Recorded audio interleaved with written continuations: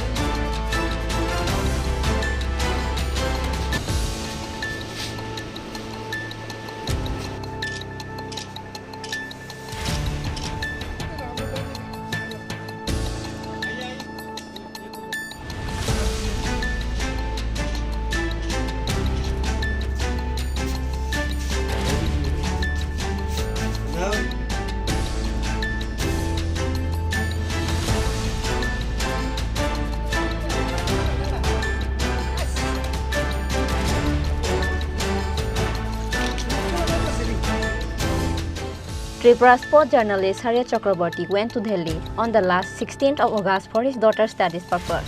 However, on Thursday night, a theft occurred in the house of sports journalist Saryu Chakraborty, taking advantage of nobody was at home. Nagar police immediately rushed to the spot after the information was reported. Thief entered the house by breaking the door.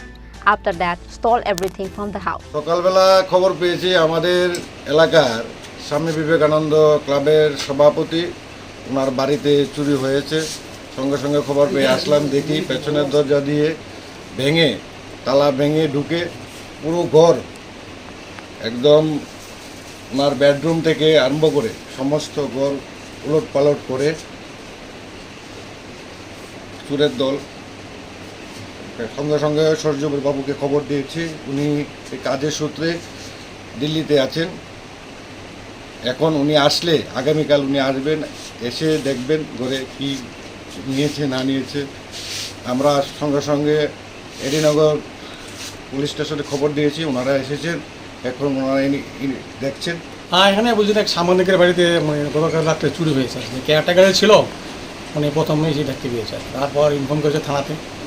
According to information আমরা আসলাম, এখন তদন্ত চলছে আর কি। এটা কি caretaker ছিল?